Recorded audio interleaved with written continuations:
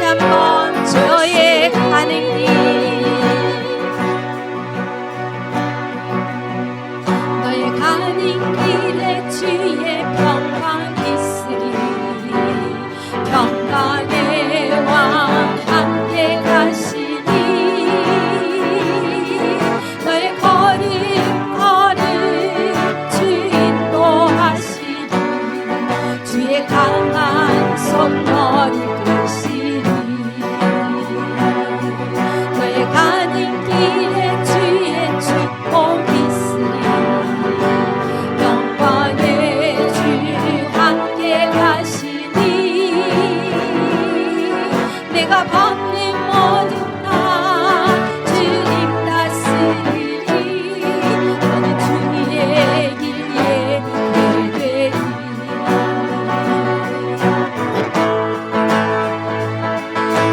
주님 나라 위하여 기뻐나니 나의 형제여 주께서 말하시니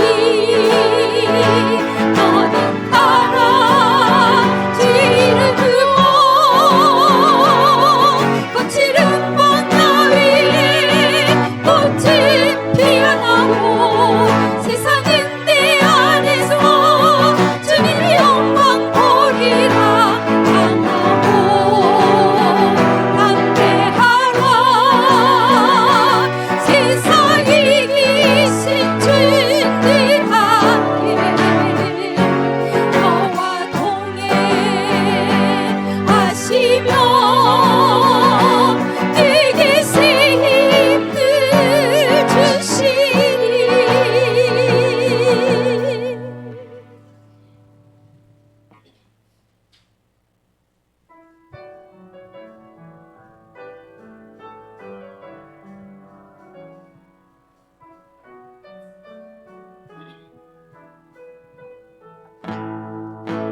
내가 영으로 노래하리니 주님 내 찬송 들으시네 온 마음 다해 온 몸 다해 나의 주님 찬송하리 하나님은 영이시리 네가 영으로 노래하리 하나님은 영이시리 내가 영으로 노래하리 내가 영으로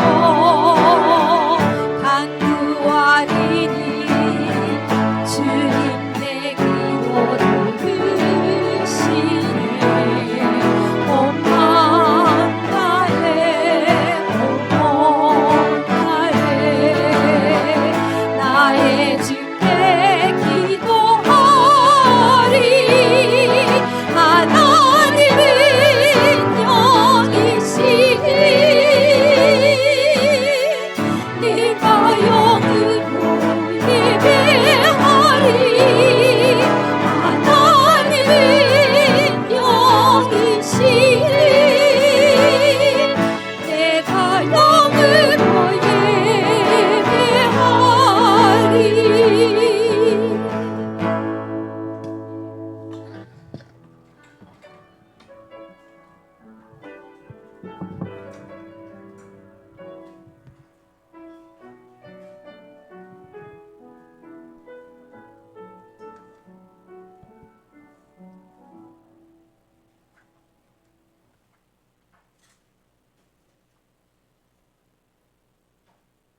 예, 모두 다 함께 주기도문으로 재직헌신 예배 드리도록 하겠습니다. 하늘에 계신 우리 아버지여, 이름이 거룩히 여김을 받으시오며 나라가 임하옵시며 뜻이 하늘에서 이루어진 것 같이 땅에서도 이루어지이다. 오늘날 우리에게 일용할 양식을 주옵시고 우리가 우리의 죄 지은 자를 사하여 준 것 같이 우리 죄를 사하여 주옵시고 우리를 시험에 들게 하지 마옵시고 다만 악에서 구하옵소서. 의 나라와 권세와 영광이 아버지께 영원히 있사옵나이다. 아멘. 찬송가 405장 부르신 후에 신만호 권사님 대표기도 하시겠습니다.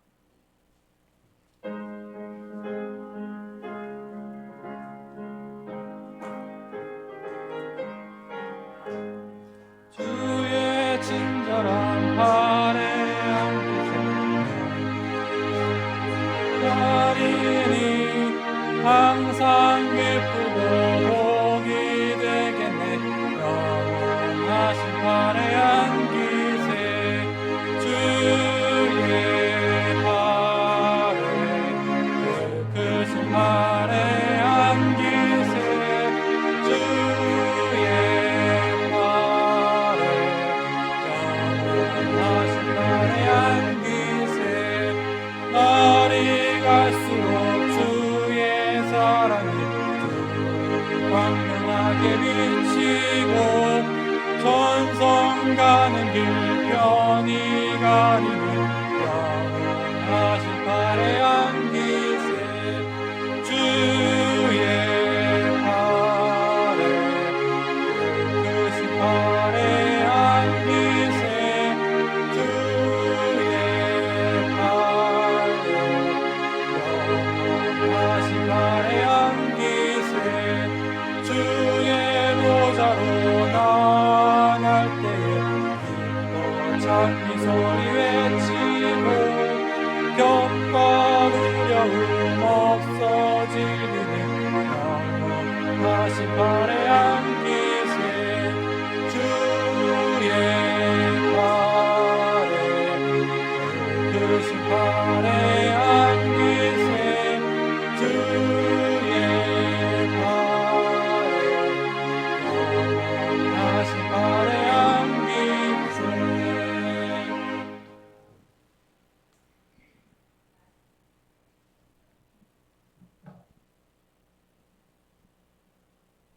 사랑과 은혜의 하나님, 저희들 지난 한 주간 주님 은혜 가운데 살아가게 하심을 감사드리며 저희들 아버지여 정말 믿지 않는 사람들이 세상으로 상가들로 다닐 때에도 저희들 아버지 하나님 전에 나와서 찬양과 경배를 하게 하시니 감사드립니다. 복된 날 허락하신 하나님 감사드리며 저희들 아버지여 이제 무더운 여름도 지나가고 아침 저녁으로 선선한 정말 가을입니다.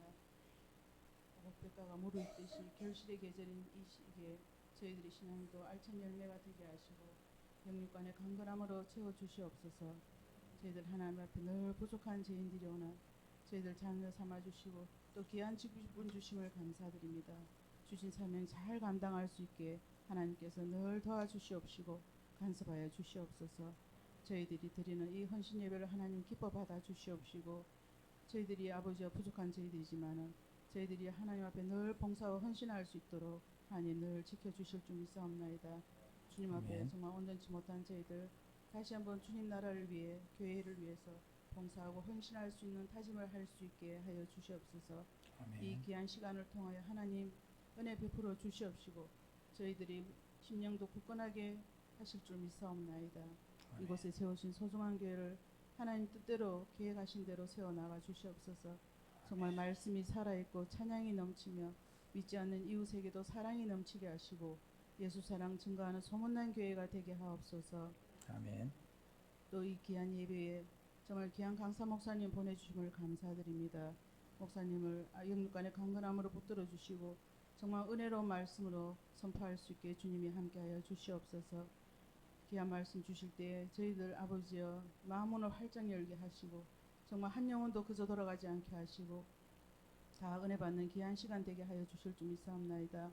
이제 시작하는 시간이 오니 마치는 시간까지 주님 홀로 영광 받아 주시옵시고 예수님 이름으로 기도드려사옵나이다. 아멘.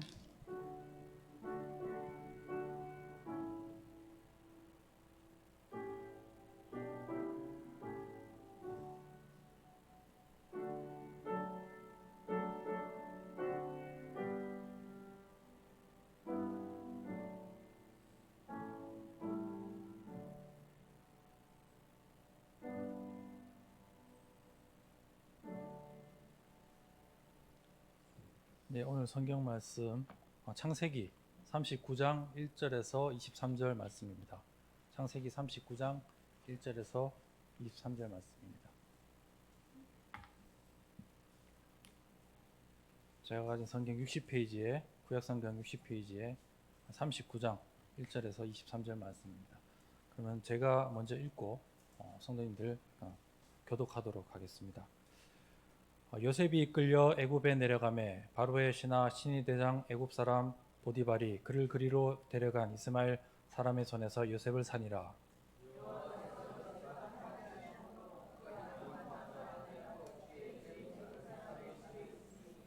그의 주인이 여호와께서 그와 함께 하심을 보며 또 여호와께서 그의 범사에 형통하게 하심을 보았더라.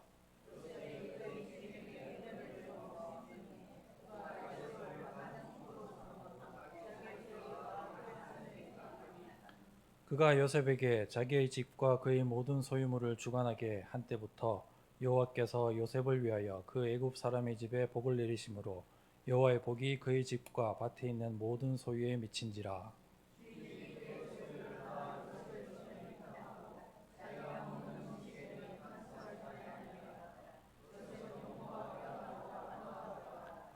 그 후에 그의 주인의 아내가 요셉에게 눈짓하다가 동침하기를 청하니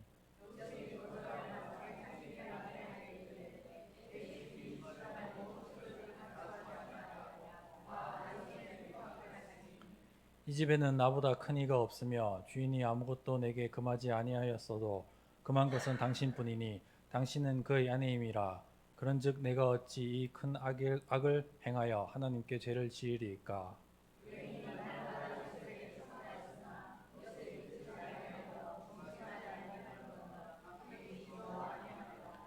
그러할 때 요셉이 그 일을 하러 그 집에 들어갔더니 그 집 사람들은 하나도 거기에 없었더라.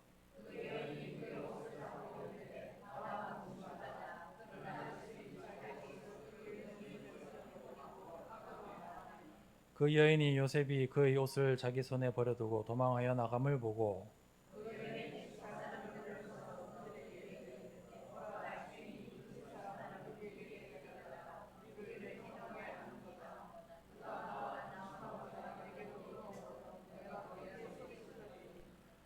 그가 나의 소리를 질러 부름을 듣고 그의 옷을 내게 버려두고 도망하여 나갔느니라 하고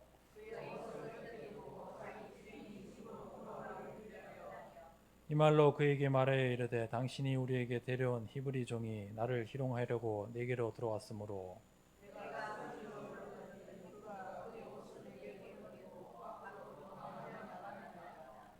그의 주인이 자기 아내가 자기에게 이르기를 당신의 종이 내게 이같이 행하였다 하는 말을 듣고 심히 노한지라.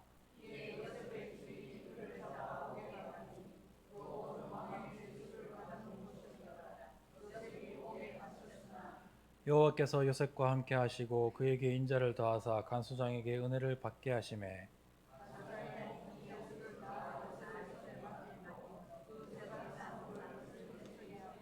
예, 같이 읽겠습니다. 간수장은 그의 손에 맡긴 것을 무엇이든지 살펴보지 아니하였으니 이는 여호와께서 요셉과 함께 하심이라. 여호와께서 그를 범사에 형통하게 하셨더라. 아멘. 다음으로 이 시간 기관장 특송이 있겠습니다. 기관장님 나와 주십시오.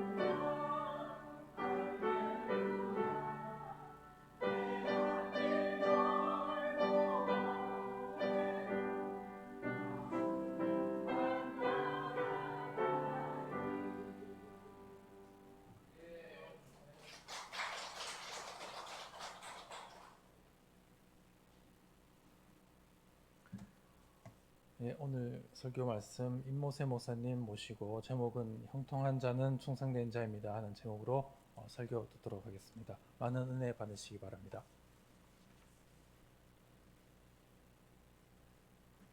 네, 할렐루야. 네, 이렇게 초대해 주셔서 너무 고맙습니다. 소중한 교회는 제가 처음 왔습니다. 교회에 방문하기 전에 이재희 목사님과도 가깝게 지냈는데 이렇게 성도님들을 뵙게 되어 너무나 반갑습니다. 저는 지금 나물산 장로교회에 섬기고 있고 지금 고려신학대학원에서 강의를 하는 교수로도 일하고 있습니다. 헌신예배죠. 재직 헌신예배인데 이렇게 설교를 맡게 되어서 참으로 주 안에서 기쁨을 누린다 할 수 있겠습니다. 오늘 요셉의 이야기를 통해서 형통된 자는 충성된 자라는 제목으로 설교를 하려 합니다. 요셉의 삶을 통해서 우리가 하나님을 섬기는 것이 무엇인가, 우리가 하나님을 섬기는 데 있어서 어떤 직무를 맡은 자가 어떤 삶의 자세를 가져야 하는가를 한번 생각해 보려 합니다. 제가 어린 시절부터 들은 요셉에 대한 설교는 내용이 좀 거의 비슷했습니다. 대충 요약해 보면 요셉은 꿈을 꾸었고 마침내 그 꿈을 이루어 애굽의 총리 되신 되었다, 이렇게 얘기하죠. 그래서 그분들은 도통 뭐라 하냐, 하나님께서 우리에게 꿈을 주신다, 그러니 우리도 요셉과 같이 꿈을 이루어 하나님께 영광을 돌리자, 이렇게 얘기합니다. 이것은 제가 듣기로는 옛날 미국의 서부의 개척 시대 같았습니다. 미국은 서부 개척 시대가 끝나자 세계를 개척의 대상으로 삼고 식민지를 만들려고 했습니다. 그래서 끝없이 많은 것을 갖고자 하는 게 그 당시 사람들의 생각이었습니다. 아마도 이런 성공지향적인 생각이 이런 설교 해석에 있지 않았을까 생각을 합니다. 사실 하나님은 요셉에게 꿈을 주셨어요. 그러나 재미난 것은 성경은 요셉이 애굽의 총리 대신이 될 때까지 그 꿈에 대해서 언급하지 않습니다. 요셉은 꿈을 잊어버렸어요. 그는 형들이 애굽에 있는 자신에게 양식을 구하러 올 그때 그 꿈을 기억하게 됩니다. 그러므로 요셉은 그 꿈을 쫓아서 이렇게 살다가 애굽의 총리 대신이 된 게 아닙니다. 그러나 그가 총리가 된 것은 분명하죠. 하나님께서 이스라엘 민족이 가뭄을 피할 수 있도록, 그리고 이후에 애굽에서 구출하여 당신의 백성으로 삼기 위해서 요셉을 도구로 사용하신 겁니다. 그러므로 요셉의 이야기는 그냥 한 사람의 해피엔딩이 아니고 하나님의 구원 사역의 중심의 이야기입니다. 요셉은 그 위대한 역사의 한 부분인 것이죠. 그러나 그렇지만 우리가 요셉이라는 한 사람의 삶을 그냥 지나칠 수는 없겠죠. 왜 그가 고난을 당하고 애굽의 총리가 되어야 했을까? 단순히 하나님이 그렇게 선택하셨으니까 됐다, 이렇게 말하기에는 우리의 삶이 참 복잡하거든요. 모든 것에는 하나님의 섭리가 있지만 그러나 우리의 삶도 있는 겁니다. 그리고 성경 인물의 삶은 우리에게 교훈을 줍니다. 그의 성공에 가려진 요셉의 성품을 한번 생각해 봅시다. 거기서 우리는 신자가, 특별히 교회 안에서 직무를 가지고 섬기는 사람들이 가져야 될 태도를 볼 수 있습니다. 첫째로 요셉은 형통한 자다, 이렇게 얘기했어요. 요셉은 아시다시피 형들의 시기를 받았습니다. 아버지 야곱이 그를 너무 사랑했거든요. 시기심이 그게 달하여서 형들은 요셉을 이스마엘 사람들에게 팔아버립니다. 그래서 요셉은 자유를 빼앗겼어요. 낯선 타국인 애굽에 끌려가서 매매가 되는 종이 되었습니다. 하루아침에 너무나 다른 삶에 던져진 사람, 그리고 인간 이하의 취급을 받는 사람이 되었습니다. 자, 여러분이라면 어떻겠습니까? 보통 사람이라면, 우리 같으면 마음과 몸이 다 쇠약해져 버렸겠죠. 그런데 오늘 성경 본문은 이런 상황에 처한 요셉을 다음과 같이 얘기합니다. 여호와께서 요셉과 함께 하심으로 그가 형통한 자가 되어 이렇게 얘기합니다. 여호와 하나님께서 홀로 된 그 요셉에게 함께 해주셨다. 그리고 주께서 함께 하시니 그가 형통했다. 다른 말로 하면 성공했다 이렇게 얘기합니다. 이 짧은 문장으로 요셉의 삶을 요약하고 있어요. 그러면 하나님이 그냥 함께 하시면 우리 삶이 술술 풀린다 이런 말입니까? 요셉과 같이 무슨 일이 일어나도 마지막에는 우리 무조건 성공한다 이런 말일까요? 인간에게 일어나는 모든 선한 일은 하나님의 은혜가 맞습니다. 그런데 하나님이 도대체 함께 하신다는 건 뭐냐 이 말입니다. 하나님께서 그냥 수호천사처럼 요셉을 이렇게 따라다니신 건 아닐 거 아니에요. 먼저 우리는 보디발이라는 사람에서 요셉의 삶의 실마리를 볼 수 있습니다. 보디발은 바로의 신하 시위 대장이었어요. 그리고 그는 요셉을 노예로 쓰려고 이스마엘 사람들에게 샀습니다. 그런데 본문 3절은 이렇게 합니다. 그의 주인이 여호와께서 그와 함께 하심을 보며 했으며 또 여호와께서 그의 범사에 형통하게 하심을 보았더라. 성경은 보디발이 보았다 이렇게 합니다. 근데 보디발이 여호와를 알았을 리는 없겠죠. 그죠?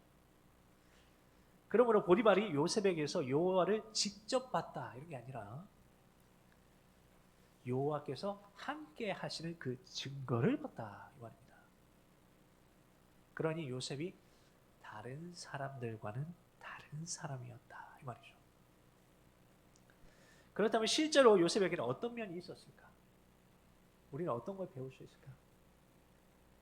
요셉은 사람에게 신뢰를 받았습니다. 4절을 보십시오. 요셉이 그의 주인에게 은혜를 입어 섬김에 그가 요셉을 가정 총무로 삼고 자기의 소유를 다 그의 손에 위탁했다. 보디발은 요셉에게 자기의 집을 관리하는 임무를 줬습니다. 그 이유는 그가 요셉에게 여호와께서 함께 하시고 그가 형통한 사람임을 보았다 이렇기 때문입니다. 그런데 성도 여러분, 요셉의 신분을 한번 생각해 보십시오. 지금 뭡니까? 뭘로 팔려갔죠? 종으로 팔려갔습니다. 뿐만 아니라 보디발의 아내가 요셉을 묘사하듯이 요셉은 애굽 사람이 아니라 히브리 사람이다. 히브리 사람인데 종입니다. 애굽 사람은 히브리 사람과 식사하는 것도 싫어집니다. 부정하게 여겼습니다. 그런데도 보디발은 요셉에게 집안 소유를 다 맡겨놨다 이 말이에요. 히브리 사람이고 종인 그 사람이에요. 그렇다면 요셉의 성공을 보았기 때문에 요셉이 성공하고 있으니까 쟤한테 맡기면 되겠다 생각했을까요? 아니지 않습니까? 노예가 무슨 성공을 합니까?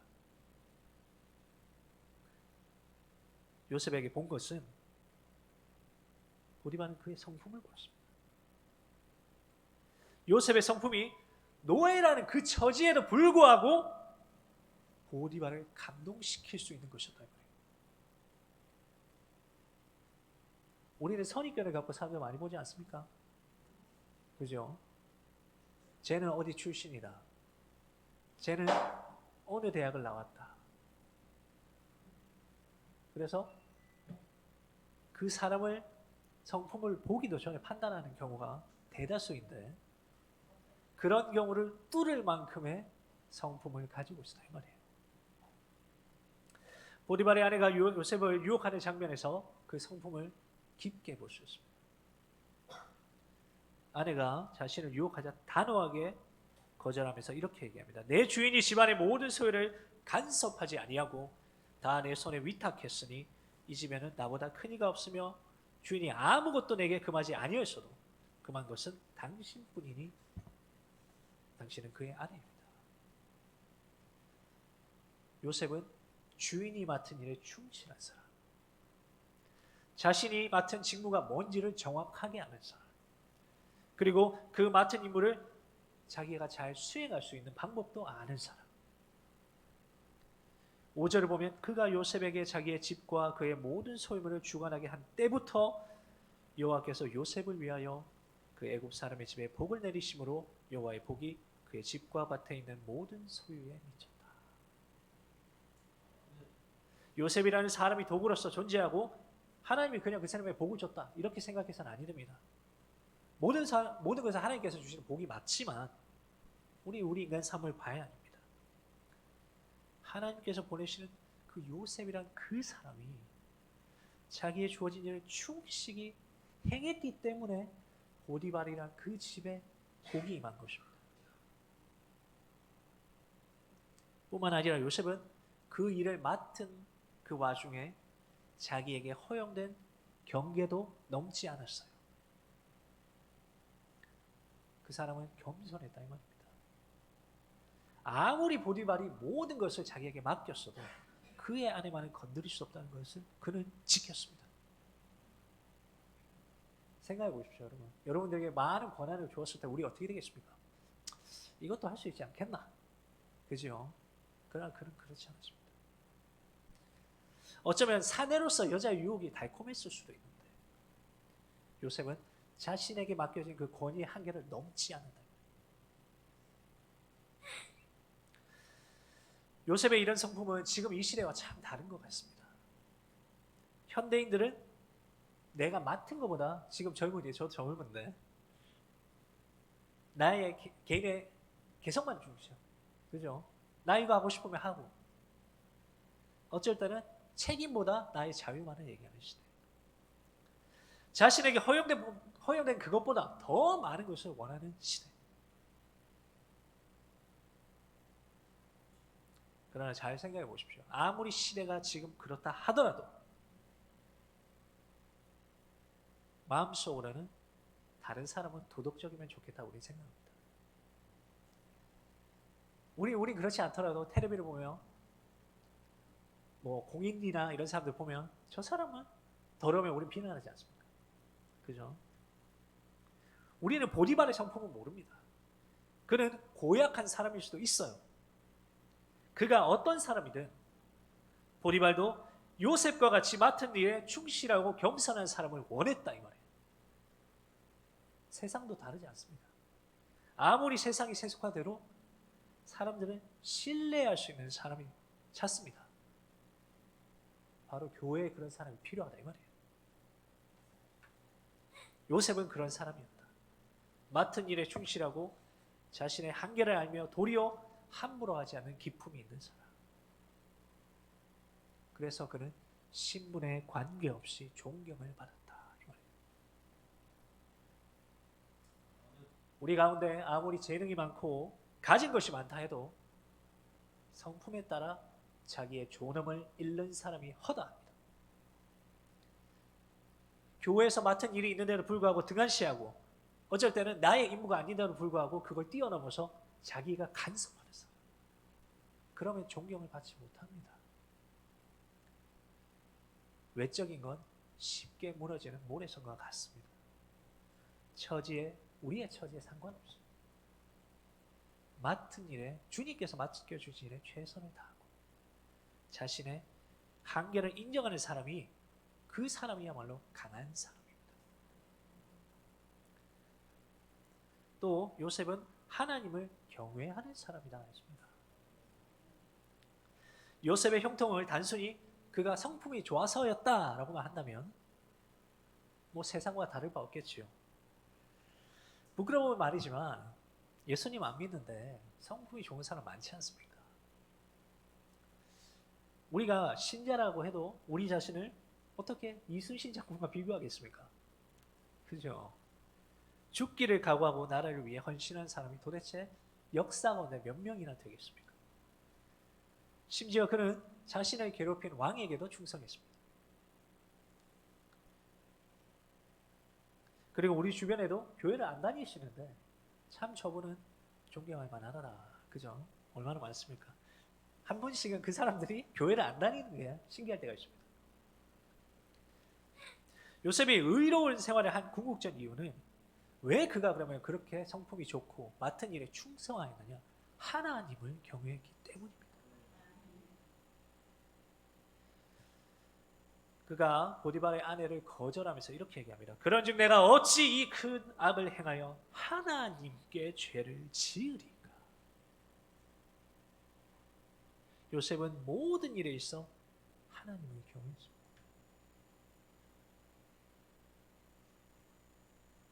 요셉은 자신이 안전하려고 보디발의 아내의 유혹을 물리친 게 아닙니다.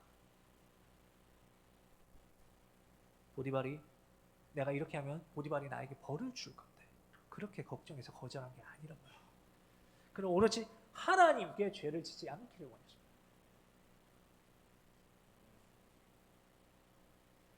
내게 닥쳐올 어려움보다 하나님께 득죄하는 것을 두려워하는 사람, 그 사람이 요셉이었다. 형들이 자신을 팔아 넘길 때, 그리고 보디발의 집에서 나간 후에도 요셉은 자신의 당한 그 부당한 일을 해결하려고 노력하지 않았습니다. 그는 억울하다 말하지 않았습니다. 그는 어떤 상황에 처하든지 하나님의 법을 마음에 품고 살았습니다. 그의 심성이 얼마나 강한지 이해가 되십니까? 모든 것이 무너지는 그 상황에도 그는 하나님의 말씀을 생각했다. 그럼 우리는 요셉에게서 잠언의 말씀을 떠올리게 됩니다. 잠언에 줄기차게 이렇게 말씀합니다. 나의 법을 잊어버리지 말고 네 마음으로 나의 명령을 지켜라. 또 말하기를 그것을 너의 눈에서 떠나게 말며 네 마음속에 지키라. 그리고 말씀하기를 너는 마음을 다하여 여호와를 의뢰하고 네 명철을 의지하지 말라. 너는 범사의 그를 인정하라. 그리하면 네 길을 지도하시리라. 우리는 우리의 지식과 지혜를 의지하지 말고 모든 일에 하나님을 인정해야 됩니다. 그리고 잠언은 우리의 삶을 길로 표현합니다. 하나님의 말씀은, 그리고 그의 법은 우리가 사는 길에 등불이 됩니다. 신자는 오로지 그 등불이 인도하는 길로 가야 됩니다. 좌로나 우로나 치우치면 안 됩니다. 반대로 하나님은 우리에게 구부러진 길, 악한 길에서는 떠나라 말씀합니다. 하나님 이렇게 말씀하지 않았습니다. 그게 악한 길이라도 들어서 개척해라 하지 않습니다. 그 길로 다니지 말라. 악인의 길에 들어가는 순간 우리는 연약하기 때문에 그 유혹을 이기기가 어렵습니다. 그런 악한 길의 예로서 잠언에 유명한 구절이 있지 않습니까? 음녀의 유혹. 깊은 밤에 한 소년이 이렇게 가죠. 깊은 밤이라 했으니 어떻습니까? 죄짓기 좋은 시간. 모퉁이의 기생이 옷을 입고 그에게 말을 합니다. 보디발의 아내가 요셉을 부른 것과 같은 말이죠. 온갖 꿀과 같이 달콤한 말로 그 소녀를 유혹합니다. 안타깝게도 그는 그 유혹에 넘어갑니다. 잠언은 그가 여자를 따라가는 모습을 이렇게 말합니다. 소년이 곧 그를 따랐으니, 어르신들 많으니까 이해하시겠죠? 소가 푸주로 가는 것 같고 이끌려가는 게, 미련한 자가 벌을 받으려고 쇠사슬에 매이려 가는 것과 일반이라. 필경은 그 살이 화살이 그 간을 뚫기에까지 이를 것이라. 인간은 죄의 유혹을 이기기 어렵습니다. 그런데 요셉은 바로 이 소년과 정반대의 길을 갔습니다. 하나님의 법을 지키기 위해 그 자리로부터 도망쳤습니다. 권력을 가진 여자로부터 자신을 보호할 수 있는 최선의 방법이었습니다. 협박성 유혹을 거절하고 도망치는 것은 쉬운 게 아닙니다.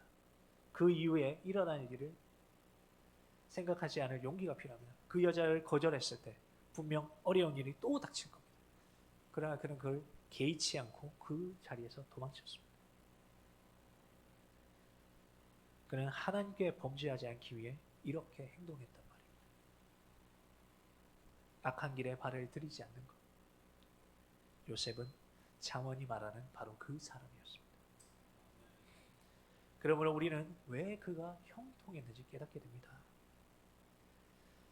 모든 것은 하나님께서 하신 일입니다. 그러나 하나님께서 그와 함께 하신 것은 그의 성품으로 드러났습니다. 사실 우리는 하나님의 섭리가 어떻게 작용하고 있는지 잘 모릅니다. 요셉처럼 세월이 지나고 났을 때야 깨닫죠. 아, 그때 하나님 왜 그러셨는지 이제 알겠다.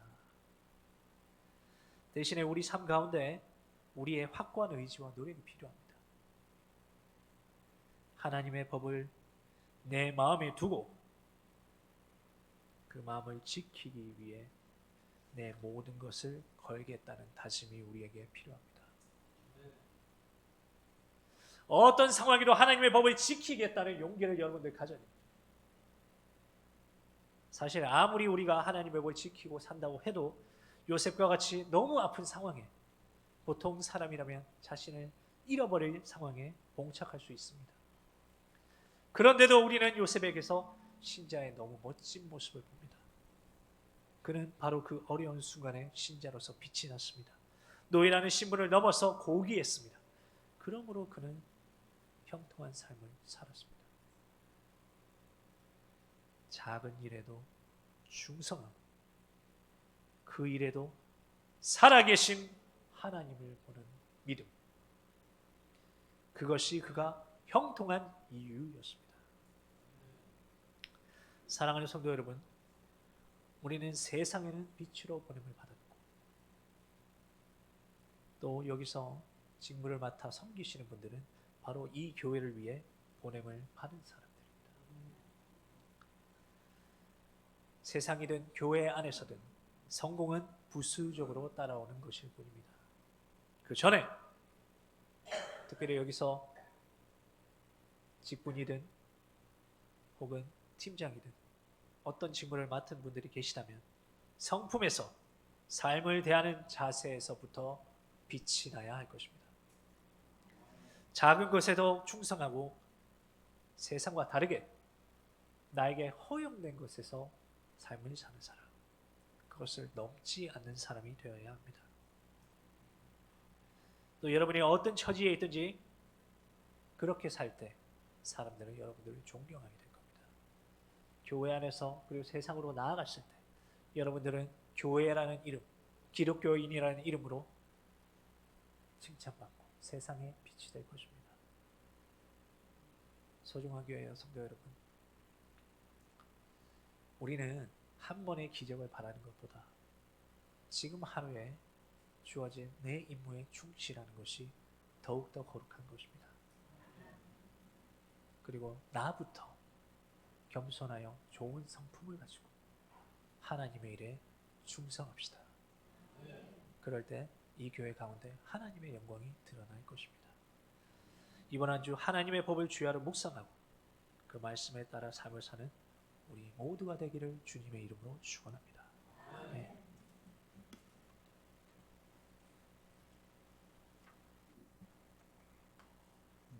네, 이 시간 특별헌금하는 시간 갖도록 하겠습니다. 주님만을 섬기리 찬송 부르면서 헌금하는 시간 갖도록 하겠습니다.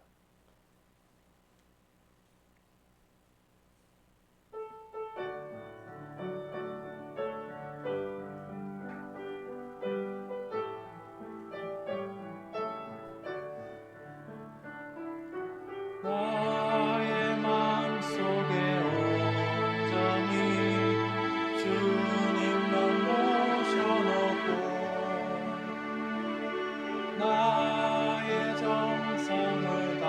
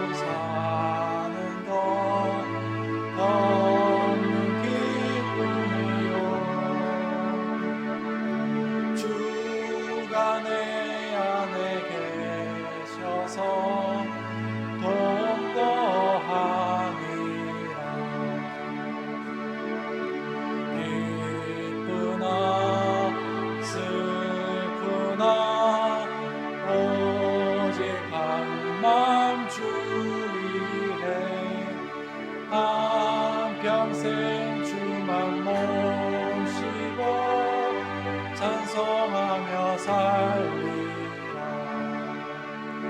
주는 나의 큰 능력, 주는 나의 큰 소망, 내가 항상 영원히 주님만을 섬기리.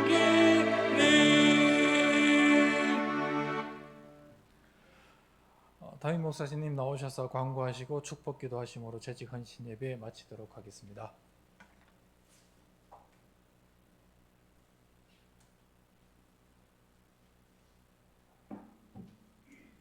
할렐루야. 네, 감사합니다.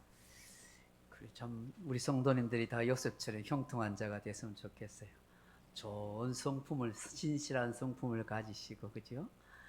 내 자신의 경계를 아는 겸손한 마음으로 또 하나님을 잘 경외하는 그런 복된 믿음의 성도님들이 다 되길 바랍니다. 축복 기도함으로 예배 마치겠습니다. 하나님 아버지 고맙고 감사합니다. 이렇게 귀한 목사님, 우리 임모세 목사님 하나님 붙들어 주셔서 도고려 신학대학원에서 학생들을 가르치는 교수로 또 교회를 섬겨가는 귀한 목사님으로 쓰임받을 수 있게 하시니 감사합니다. 주의 영광 나타내게 하옵소서. 오늘도 저희들 함께 믿음으로 헌신 예배 드리는 거 기억하시고 더욱더 아름답게 헌신할 수 있는 복된 믿음의 삶을 살아가도록 역사하여 주옵소서. 귀한 예물이 또 하나님의 나라를 위해서 각 기관을 위해서 아름답게 사용되어질 수 있도록 은혜를 더하여 주옵소서. 지금은 구주 예수 그리스도의 은혜와 하나님의 큰 놀라운 사랑과 성령의 감동 위로 교통 충만한 은사가 오늘 재직 헌신 예배로 드리는 모든 재직들 위에와 사랑하는 성도들 위해 이제부터 영원토록 함께 있을지어다. 아멘.